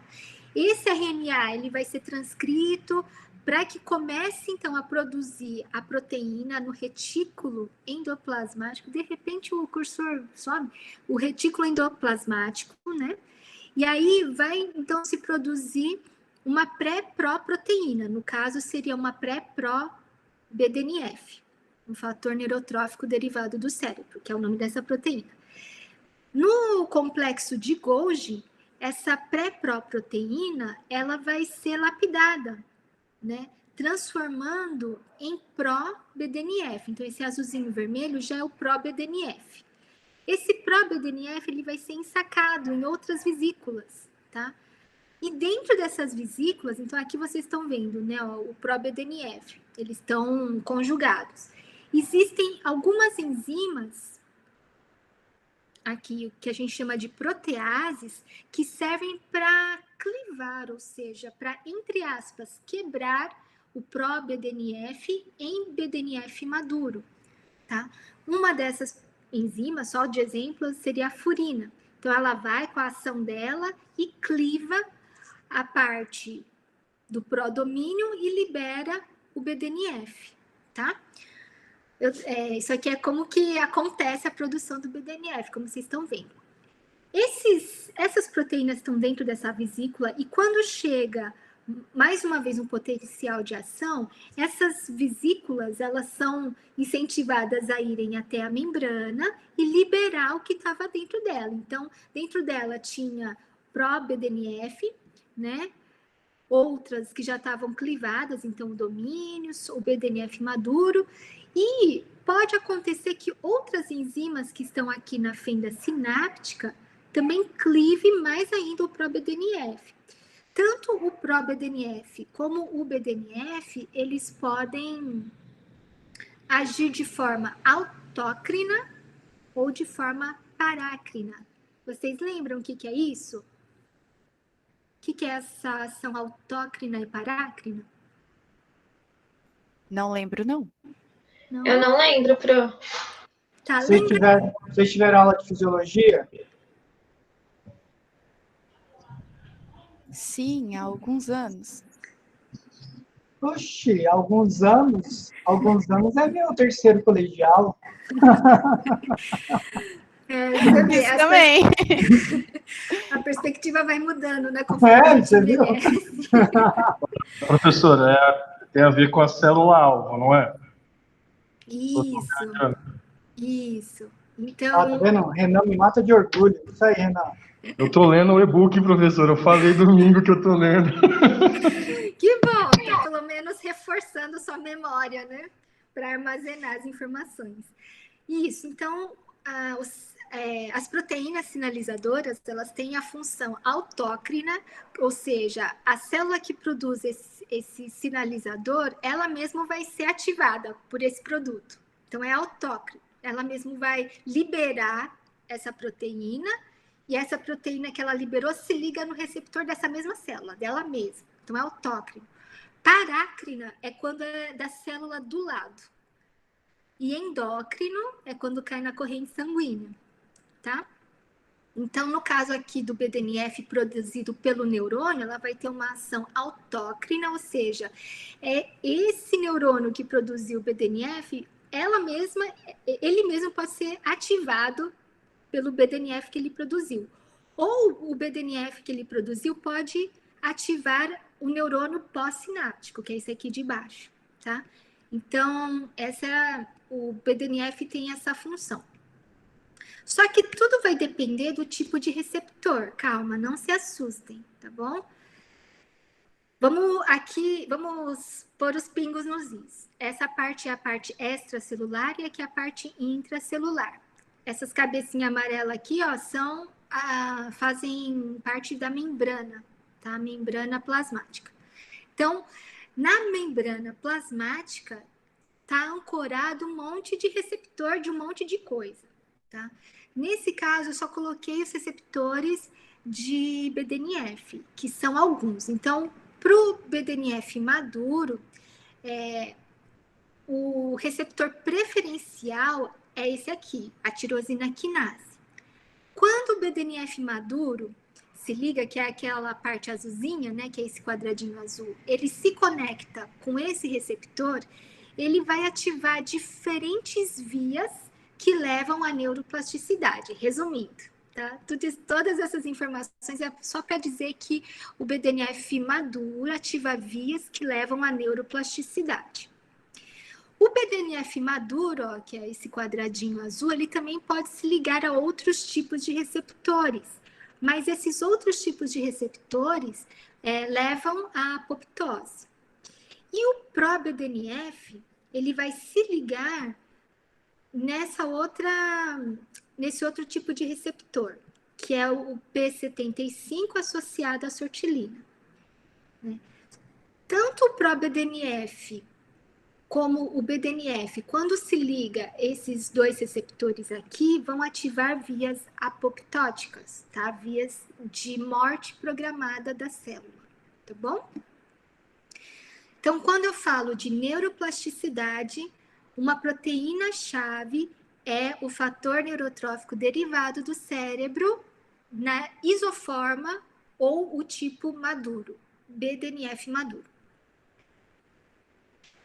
E para vocês verem como que essa proteína ela é importante para a cognição, vocês vão ver que deixa eu colocar tudo. Quando concentrações de BDNF estão mais baixas, há um prejuízo na cognição, né? Principalmente no hipocampo, que está relacionado com a memória, e também no córtex frontal, especificamente o pré-frontal, que acaba prejudicando, por exemplo, a aprendizagem. E essas características, por exemplo, estão presentes na doença de Alzheimer, né? Então, a doença de Alzheimer quando a concentração de BDNF também está reduzida, ela leva à demência, né? Então, a demência, que seria uma doença mental caracterizada por prejuízo cognitivo, que pode incluir alterações de memória, desorientação espacial, de tempo, raciocínio, concentração e assim por diante. E podem ser acompanhadas por mudança de comportamento e personalidade, né? Posso tirar uma dúvida? Sim. Tá falando do Alzheimer, né? Uhum. A gente falou da neuroplasticidade. Sim. Ela pode se adaptar ou moldar-se. A neuroplasticidade, ela pode ajudar na doença de Alzheimer? Pode ajudar retardando o avanço. Certo. Né? Só dessa forma, não tem mais nada que ela faça, né? Por enquanto, não. Por enquanto, não. Eu até esqueci de falar, ali na neuroplasticidade, quando ocorre a formação de novos neurônios, esses neurônios nem sempre vão sobreviver por muito tempo. Eles vão ser criados, né, ou desenvolvidos para resolver um determinado problema naquele momento. E depois eles acabam meio que atrofiando e desaparecendo, tá? Mas é possível o nosso cérebro estar tendo essa reciclagem, digamos assim. Mas no caso dessas doenças, né, que a gente vai ver que tem o acúmulo de algumas outras proteínas, essa neuroplasticidade ela não é suficiente para reverter, né? Acho que pelo próprio mecanismo da doença de Alzheimer mesmo. Então ela prejudica, tal, ela não é só uma doença de velho, né? Já existem pacientes que começaram a desenvolver cedo. Eu tenho até um caso na família, o meu tio, né? Assim, não é de sangue, ele é marido da minha tia de sangue. Ele começou a desenvolver Alzheimer com 50 anos, né? Agora ele está com 68. Então, assim, ele não faz exercício, né? A caminhada, mas principalmente com os remédios e alimentação, mas ele foi desenvolvendo devagar, embora tenha sido precoce, né? Demorou um pouco para ele chegar na fase mais crítica, né? Porque o Alzheimer realmente é uma doença triste, né? Ele agora, assim, depois de muitos anos, que agora que ele está fazendo coisas mais absurdas, assim, que a gente ouve falar, né? Então, mas logo, logo ele vai ficar acamado, né? E tudo mais. Bom, vai se agravando, como está escrito, ao longo dos anos. Aqui é só para vocês terem uma ideia, né? Que como é o cérebro de alguém com Alzheimer. O que seria realmente essa atrofia, né? Tanto da substância branca, como também da substância cinzenta. Né? Baixas concentrações também de BDNF levam a alterações do humor, como, por exemplo, a depressão, como o aparecimento do transtorno de humor bipolar, esquizofrenia. BDNF também está relacionado com a saúde cardiovascular, ou seja, toda aquela parte de vascularização do cérebro também pode ser afetada por causa das baixas concentrações de BDNF, né? O BDNF também está relacionado com o cortisol, então o cortisol regula os níveis glicêmicos, tônus muscular, respostas imunometabólicas. Nem condições de estresse crônico pode levar a uma superestimulação do eixo HPA, que a gente também falou anteriormente. E o excesso, né, de cortisol, ele é tóxico, diminuindo a arborização dendrítica, ou seja, aquelas ramificações dos dendritos, nas regiões hipocampais, na amígdala, então, hipocampal da memória, amígdala que tem a ver com a parte das emoções, córtex pré-frontal com a função executiva, né, prejudicando toda essa função cognitiva. Então, aqui só um exemplo para vocês, né? Então, os diversos estímulos que levam ao estresse, né, faz com que haja uma superestimulação da hipófise ou pituitária, né, que leva ao aumento da produção de cortisol. E esse cortisol, ele age também no cérebro, né, causando essa bagunça metabólica. E o cortisol, quando ele é superproduzido e superutilizado, né, ele acaba bloqueando também a produção de BDNF, né, então a produção cai. Então, o cortisol, ele regula, né, a gente pode dizer assim, o BDNF, ou seja, uma menor produção e utilização ou função dele que afeta a sobrevivência neural, e uma menor sobrevivência neural reduz, por exemplo, a ação de neurotransmissores, como serotonina, norepinefrina, né, ou noradrenalina. Então, para vocês terem uma ideia, né, que uma pessoa normal, uma pessoa com a função deprimida, né? Ou seja, com excesso de cortisol. Então, há menos chances de ter conexões nervosas. Bom, tudo isso parece assim, muito triste, né? A gente só vê a parte negativa do declínio cognitivo, mas a gente, como profissional de educação física, tem um papel muito importante para ajudar a combater, para diminuir esse declínio cognitivo, tá? O exercício físico, ele pode, então, ajudar a resistir, né? Ou a prolongar a sua performance cognitiva, né? E é isso que a gente vai tentar ver nesses 15 minutos. Então, o exercício físico, ele melhora a velocidade de raciocínio, a performance de tarefas complexas, memória, humor. Já existem evidências científicas, né? Porque, como a gente falou, o sangue, a circulação, a vascularização cerebral é muito importante, então o exercício ele vai ajudar a aumentar essa circulação, vai ajudar a melhorar a função dos neurotransmissores. O exercício ele é antioxidante, ele também aumenta as concentrações de BDNF, como a gente vai ver, e tudo isso favorece a plasticidade cerebral, né? Então, o exercício por si só vai ter o gasto energético. Então, se a gente pensar em termos de gordura visceral, que até magros podem ter o excesso, né, de gordura visceral, o exercício vai ajudar a reduzir esses estoques de gordura, vai aumentar, como a gente viu, o fluxo sanguíneo, e também o exercício, a contração muscular, né, a parte metabólica que o exercício ativa, ele possui efeito anti-inflamatório, que tanta gente falou e que pareceu um monstro de 7 cabeças para vocês, né? Mas essa é a parte boa. O exercício ele vai combater essa inflamação crônica de baixo grau, né? Então vamos pensar na circulação, né? Então o exercício, principalmente aeróbio, ele vai aumentar o aporte, né, de oxigênio, o fornecimento de substrato energético, inclusive para o cérebro, melhorando, então, suprindo melhor a necessidade do cérebro e também removendo aquele lixo metabólico, né, os metabólitos que o nosso cérebro produz, principalmente porque ele é altamente metabólico, né? O cérebro ele funciona todo o tempo. Inclusive, eu estava vendo numa palestra que, em termos de gasto energético, o cérebro ele permanece o mesmo. Até quando a gente está dormindo, o gasto energético ele é o mesmo. Porque enquanto uma parte do nosso cérebro está lá em stand-by, outras partes do cérebro acabam trabalhando, compensando o gasto energético. E quando a gente acorda, aí é o contrário, né? Outras partes ficam em stand-by e aquelas que a gente precisa para estar alerta estão trabalhando. Então, o gasto energético dormindo, acordado é praticamente o mesmo.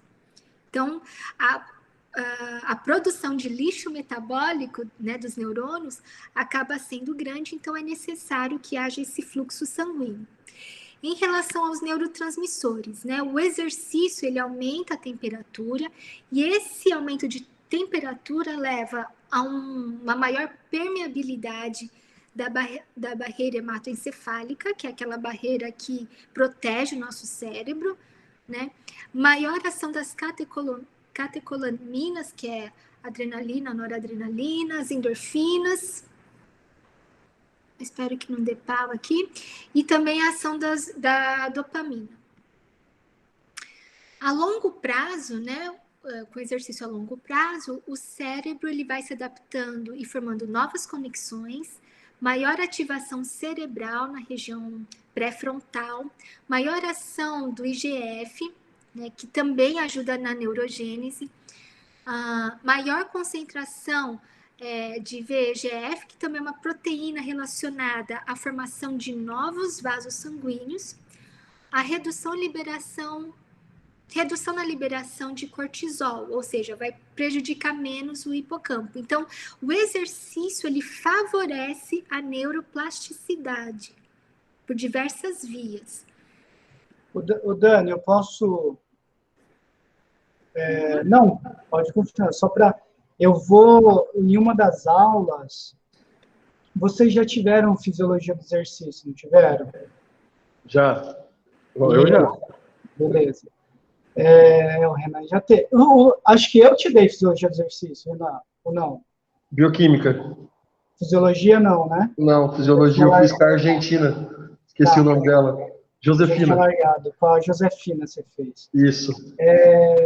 Eu vou retomar essa parte hormonal, Dani, só para eles ter bem claro, principalmente essa produção de cortisol, o papel do hipotálamo, mas só para, né, vocês viram que quase todas as disciplinas da área biológica vão ser requeridas para entender esses circuitos. Eu acabei de postar no Classroom um artigo, inclusive que a Dani escreveu, um artigo que a gente escreveu em português, só para os alunos, tá? A gente teve a maior dificuldade para publicar esse artigo, a gente teve que publicar em Portugal.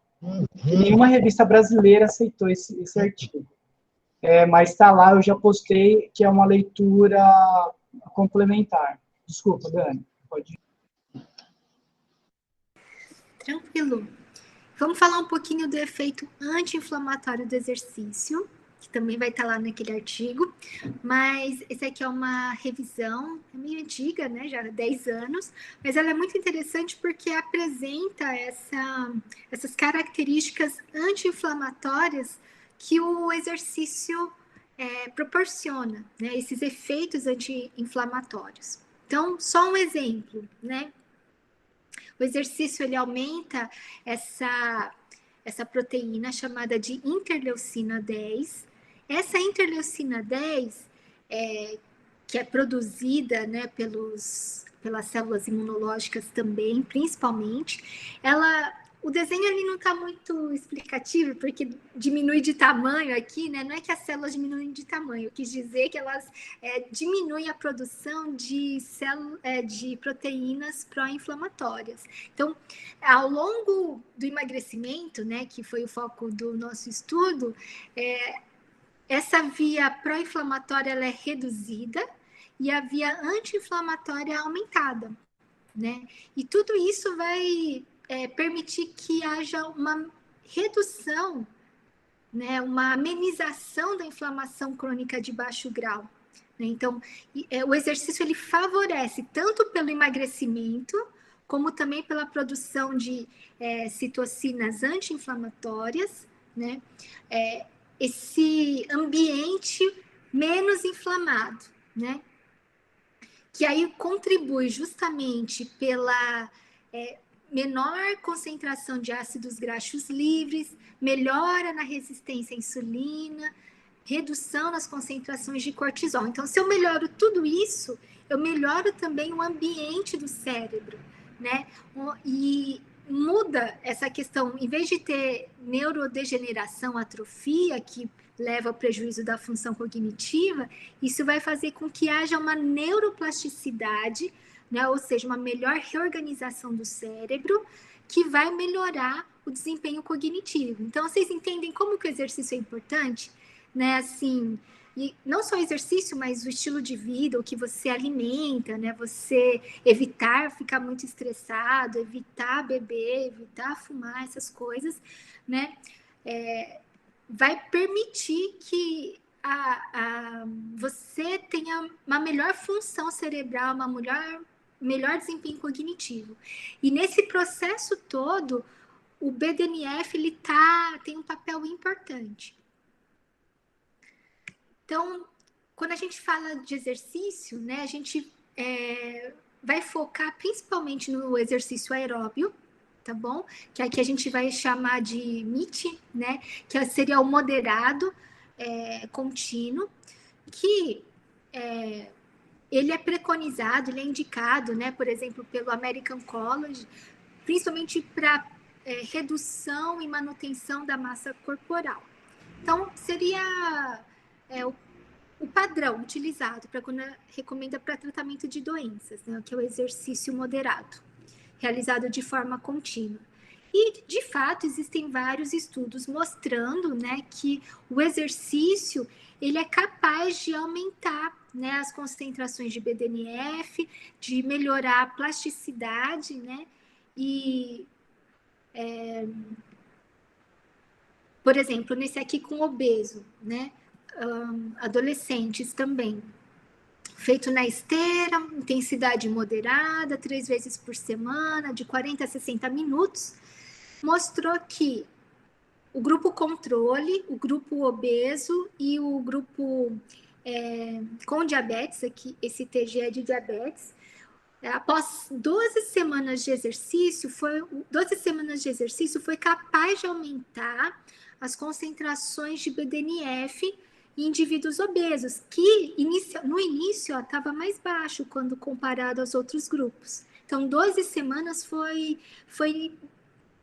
necessário, foi bom para aumentar essas concentrações de BDNF, exercício moderado. Esse outro estudo também, né, mostrou que 5 semanas, quase a metade, né, em relação ao outro artigo, só que agora em ciclo ergômetro, também na intensidade moderada, sessões de 60 minutos, sessão de 60 minutos mostrou que também houve um aumento de BDNF, mas imediatamente após o término do exercício, naquela sessão, naquele dia, né? Porém, após 5 semanas, não houve aquele aumento basal que a gente fala, ou seja, se eu pego o sangue de jejum antes do treino, assim, a pessoa veio de jejum, você tirou o sangue e mediu, essa concentração pré-treino, pré-5 semanas, comparado com pós-5 semanas, não mudou. Mas, quando eu coleto o sangue, imediatamente após aquela sessão de exercício, aquele momento mostrou que o exercício é capaz de aumentar a BDNF. E isso a gente faz no nosso laboratório, né? Eu não coloquei aqui, acho que está mais para frente. Vários estudos do laboratório do LaFice mostrou isso, que imediatamente após o exercício, o BDNF sobe, né? E aí você pode se perguntar, será que o treinamento intermitente, né, de alta intensidade, ele também é eficaz? Porque hoje está meio que na moda, né? Porque o pessoal fala que é mais dinâmico, é mais agradável, tem a fama de ser mais tempo eficiente, ou seja, você consegue os mesmos resultados no HIIT os mesmos resultados que você conseguiria no exercício contínuo, né? Então, lembrando, o HIIT, ele intercala momentos de esforço físico com momentos de recuperação, que pode ser ativo ou passivo, né? Mas ele tem em termos energéticos, ele tem uma participação anaeróbia, né? E esse estudo que foi, assim, um dos estudos que a gente usou como parâmetro logo no início dos projetos envolvendo HIIT e BDNF, né, mostrando que o BDNF, ele aumenta, sim, nos exercícios aeróbios, tanto contínuo como intervalado, porém parece que o intervalado, nesse estudo mostrou que o intervalado foi mais eficaz que o contínuo, em termos de concentração de BDNF, né. Aqui vocês podem ver que foi equiparado pelo tempo. Então, o cara usou o mesmo tempo de moderado e mesmo tempo para HIIT, né? E ele achou isso. A gente se perguntou, será que o tipo de exercício, né? Será que o intermitente, por ser mais intenso, ele vai levar uma maior produção de BDNF, né? Que o contínuo, porque o contínuo é de intensidade moderada, né? Isso foi uma das perguntas que a gente fez. Aqui sim, mostrando os estudos, né, do nosso laboratório, depois vocês podem procurar com calma e ler. Mas voltando à pergunta, será que funciona mesmo, né? Será que a questão da intensidade é fundamental para a produção de BDNF? E será que o HIIT também funciona em obeso? Será que em obeso também sobe a concentração de BDNF após o exercício, né? Então, aí a gente testou, e aí a gente mostrou que nos obesos também, imediatamente após o exercício, ocorre esse aumento das concentrações de BDNF, né? Então, aqui está o moderado e aqui está o HIIT.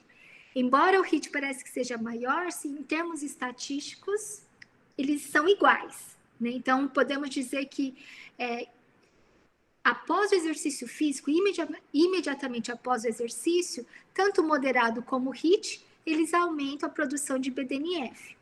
E que após 6 semanas, isso não muda, continua aumentando, né? Igualmente. Só que nesse nosso estudo, nós também medimos a cognição. E vimos que sim, depois de 6 semanas, a performance cognitiva, a função executiva, ela é melhorada. O exercício, de fato, ajuda no desempenho cognitivo, independente de uma melhora nas concentrações basais, tá vendo? Essa concentração aqui é igual a essa daqui. Embora visualmente não, mas estatisticamente sim, né? Então, em obesos, tem essa mesma resposta, né? A gente também mediu o PRO-BDNF, que não deu diferença em nada. Então, estatisticamente, o exercício não interferiu no PRO-BDNF, na produção de PRO-BDNF. Aqui são só alguns resultados, né, que eu queria mostrar. Qual que é o diferencial do nosso treino que a gente deu, né? Porque, se eu voltar aqui um pouquinho, rapidinho. Nesse estudo aqui, eles equipararam pelo tempo. No nosso estudo, nós equiparamos pelo gasto energético, para ver se é a intensidade que é o diferencial ou não. Então, os dois grupos, né, o contínuo e o intermitente, eles treinaram 6 semanas, 3 vezes por semana, um com intensidade moderada, outro com a intensidade alta. O gasto energético, por sessão, por dia que ele treinava, era o mesmo, era em torno de 300 calorias. No total, se a gente somar sessão por sessão, na verdade, o moderado, ele gastou mais tempo do que o intervalado, né?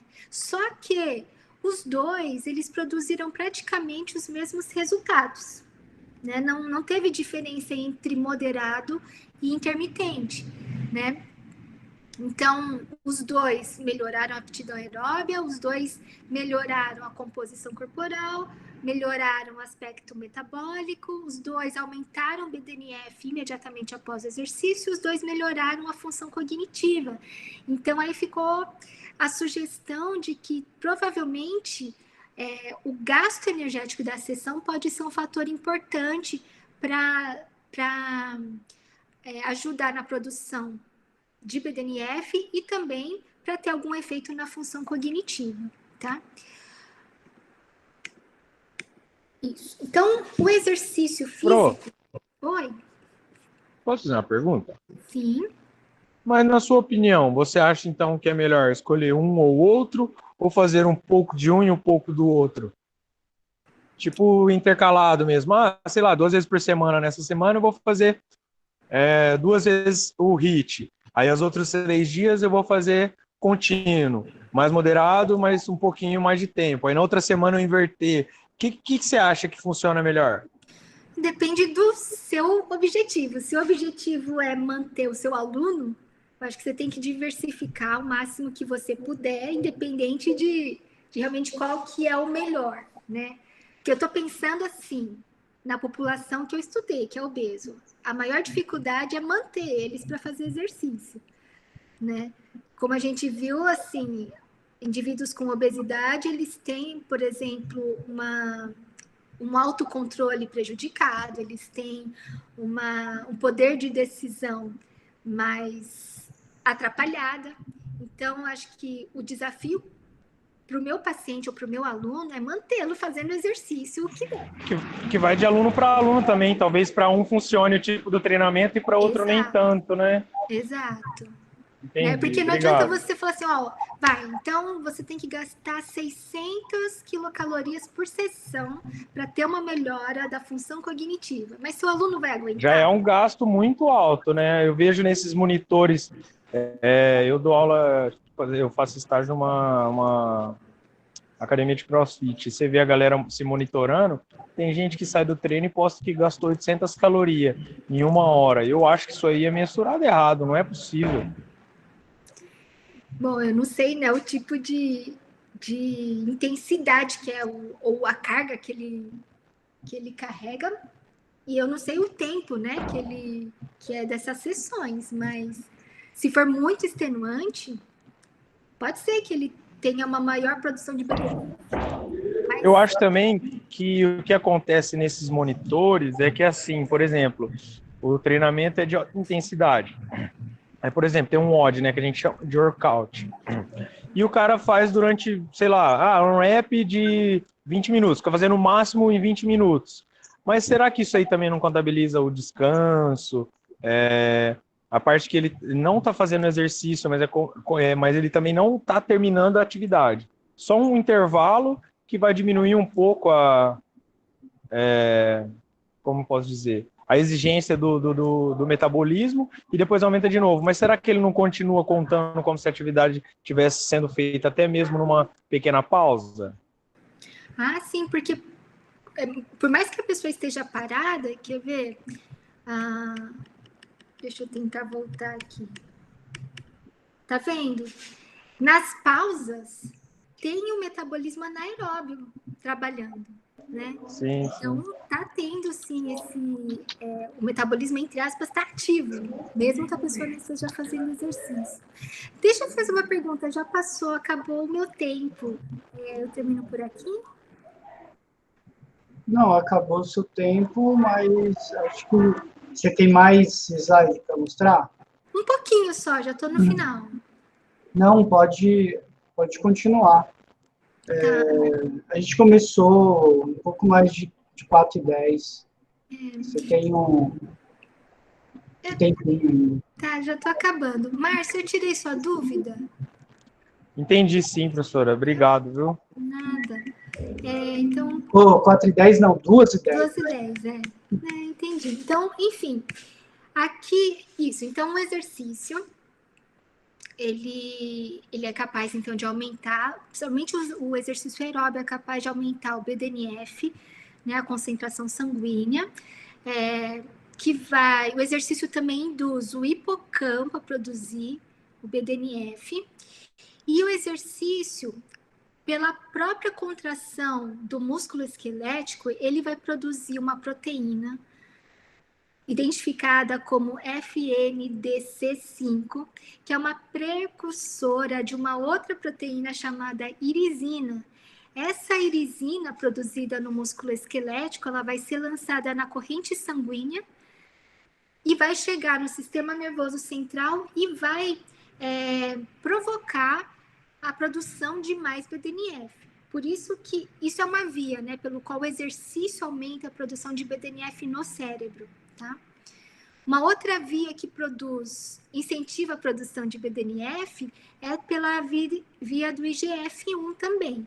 Então, achados recentes mostram que a ação conjunta do BDNF e IGF potencializam a ação sináptica, a síntese e liberação de glutamato, e suporte na função cognitiva. Então, aqui é só um exemplo básico, né? O IGF e o BDNF ele ativam vias, né? Tanto autócrinas como parácrinas, né? Que aumenta a produção dessas próprias proteínas e também ativa a via do glutamato, né? Que é um neurotransmissor. E é isso. Existem muito mais lacunas que a gente precisa resolver, mas hoje é o que eu tinha para apresentar para vocês e incentivo vocês a estudarem mais, tá bom, gente? Obrigada. Acabou, era só isso mesmo, estava no fim. Obrigado, viu, Dani? Essa pergunta que o Márcio fez, na verdade, a gente vai debater durante toda a disciplina, não só nessa disciplina, mas a maioria das disciplinas que abordam doenças, tá? Qual que é o melhor protocolo em determinada doença. Então, embora a Dani tenha abordado, né, obesidade, e a obesidade é uma doença extremamente heterogênea, né? Embora a gente pense que todo obeso, o treino precisa ser focado para redução de gordura, tem vários outros fatores que estão envolvidos, como o aumento do BDNF, né, que é importante para o processo de neuroregeneração. Tá? Então, algo que tem que ficar muito bem claro para vocês, o que é neuroregeneração e neurodegeneração. Tá? São processos opostos.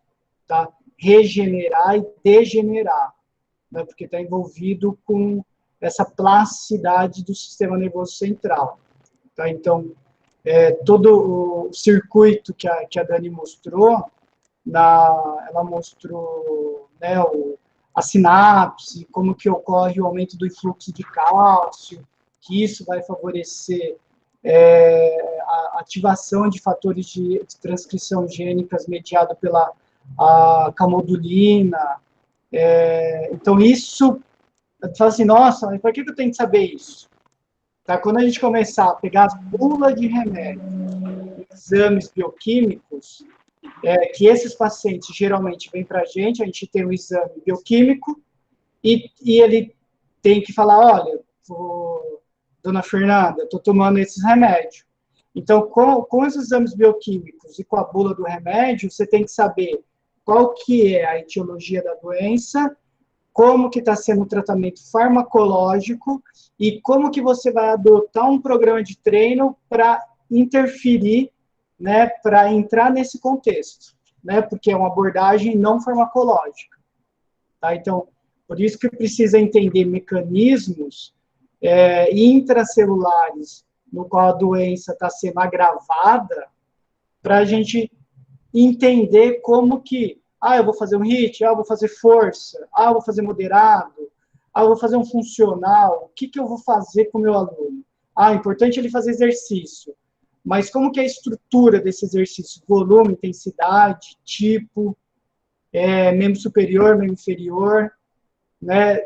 Assim, é uma gama de possibilidades. Você levantou a mão, Márcio? Sim. Oi. Professor, eu sei que o senhor tem o livro lá de treinamento para obeso, não é? Uma coisa assim? Obesidade. Guia prático, da teoria prática. Entendi. Você disse que vai disponibilizar para a gente alguma plataforma ou a gente tem que fazer comprar? Não, eu gostaria muito de ter esse livro. O que eu disponibilizei foi o e-book sobre imunometabolismo, nutrição e exercício. Tá, e como a gente faz para adquirir o livro? O livro, é só você ir lá no meu Instagram, tem na minha bio, vai ter o link direto para a editora. Entendi. Aí na editora vai ter o portal lá de como você compra, acessa. Eu vou procurar, então. Eu queria perguntar para a professora Daniele também se ela tem algum canal, alguma coisa, algum livro que a gente possa entender mais fácil esses mecanismos de liberação de hormônio, sei lá, de reaproveitar substratos, esse tipo de coisa aí. Algum guia simples também, como o guia da obesidade do professor, assim, queria saber. Eu escrevi o capítulo nesse livro de imunometabolismo. Acho que é capítulo então 6. Vocês estão tudo no mesmo time, né? Sim, estamos. Eu sou cria do Fábio, né? Eu e um monte de gente aí que eu creio que vocês vão ter aula, né? E acho que futuramente vai ter um outro, né? Um outro livro. Que a gente... bem futuro. Não, bem futuro. Eu agradeço, então, porque assim, professor, comecei a dar aula para uma tia minha, cara, a mulher do meu tio, e ela é muito obesa, tipo assim, ela era obesa, mórbida, ela operou, fez bariátrica, ela perdeu, tipo, sei lá, 20, 30 quilos, continuou gigantesca, aí, tipo assim, depois engordou de novo, e agora para ela fazer a operação de retirada de pelanca, sei lá como que fala, ela tem que emagrecer mais 30 quilos. E eu tô tentando ajudar ela, dando treino para ela, tipo assim, treinamento mais funcional, alguma coisa assim que ajude a fortalecer alguns músculos, algumas dificuldades, né?